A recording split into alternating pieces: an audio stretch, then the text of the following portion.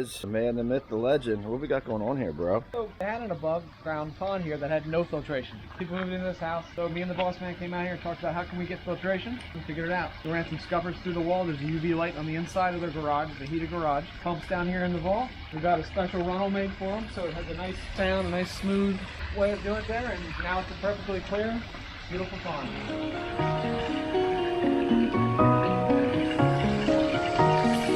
Flashback. A few moments later.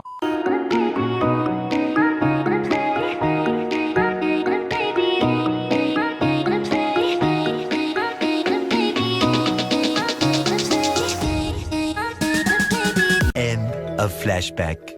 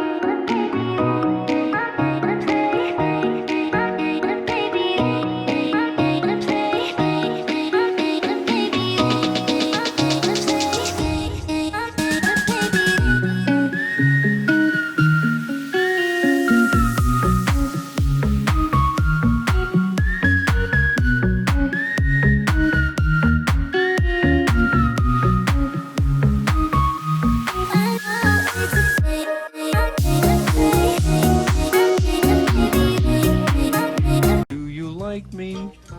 If you do, please say